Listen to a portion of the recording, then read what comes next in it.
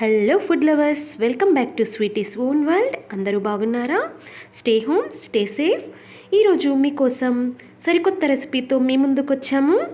అలాగే మరిన్ని కొత్త రెసిపీస్ కోసం స్వీటీస్ ఓన్ వరల్డ్ని సబ్స్క్రైబ్ చేసుకోవడం మర్చిపోవద్దు. ఈరోజు ఇన్స్టాంట్ ఎనర్జీ ఇచ్చేటువంటి బెల్లంతో చేసినటువంటి కొబ్బరి లడ్డు రెసిపీ మీకు ఈ వీడియోలో చూపించడానికి రెడీగా ఉన్నాము.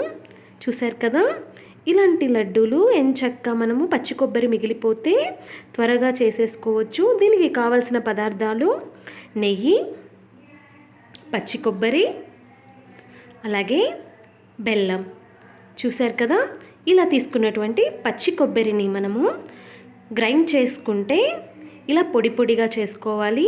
ఈ లడ్డు ఇలా తిన్నామంటే అలా కరిగిపోతుంది నోట్లో వేసుకున్నారంటే. అలాగే నెయ్యి లేకపోతే నూనె కూడా వాడుకోవచ్చు. చూశారు కదా, ఇంతే అండి. 4 ఇంగ్రీడియంట్స్తో మనము ఎంచక్కా కొబ్బరితో బెల్లం లడ్డు చేసుకోవచ్చు. చూస్తున్నారు కదా, ముందుగా ప్యాన్ పెట్టుకొని అందులో మీరు తీసుకున్నటువంటి నెయ్యి కానీ నూనె కానీ 3 టేబుల్ స్పూన్లు ఇలా యాడ్ చేసుకోవాలి.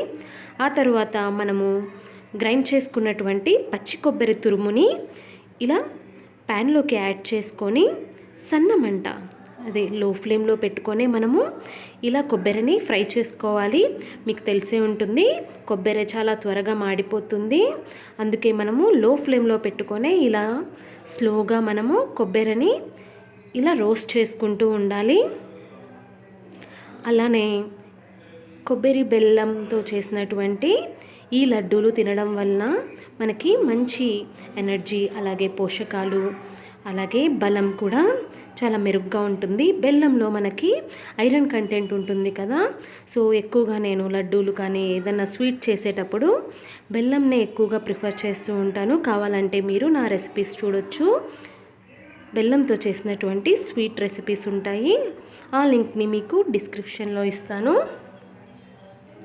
చూస్తున్నారు కదా, ఇలా మనము రోస్ట్ చేసుకుంటూ ఉండాలి. ఈ రా కోకోనట్ పచ్చి కొబ్బరి స్మెల్ పోయేంత వరకు బాగా రోస్ట్ చేసుకోండి. ఈ ఫ్లేవర్ మీకు మంచిగా తెలుస్తుంది, నెయ్యి కొబ్బరి. అలాగే ఇప్పుడు మనము తీసుకున్నటువంటి బెల్లంని యాడ్ చేసుకుందాము. అలాగే చెప్పడం మర్చిపోయాను, 1 కప్పు కొబ్బరి పొడికి 1 కప్పు బెల్లంని ఇలా కచ్చాపచ్చాగా దంచుకొని ఆ బెల్లంని మనం యాడ్ చేసుకోవచ్చు. మిక్సీలో వేసుకోవాల్సిన అవసరం లేదు. ఇది స్లోగా మనకి ఈ సన్నమంట మీద పెట్టుకొని ఇలా ఫ్రై చేసుకోవడం వల్ల స్లోగా మనకి బెల్లం మెల్ట్ అవుతూ ఉంటుంది. అలాగే ఆ ఫ్లేవర్ కూడా చాలా సూపర్గా ఉంటుంది. అలాగే కొంచెం ఇలాచీ పౌడర్ యాడ్ చేస్తే ఇంకా సూపర్గా ఉంటుంది ఆ స్మెల్. అలాగే ఎప్పుడెప్పుడు లడ్డు తినేద్దామా అన్న ఫీలింగ్తో మనకి ఉంటుంది. అంతే అండి, చాలా 5 నిమిషాల్లో మనకి కొబ్బరి లడ్డూలు ఈజీగా చేసుకోవచ్చు. కొందరైతే బెల్లం పాకం పెట్టేసుకొని ఆ తర్వాత ఈ కొబ్బరి పొడి వేసి చాలాసేపు రోస్ట్ చేసుకుంటూ ఉంటారు.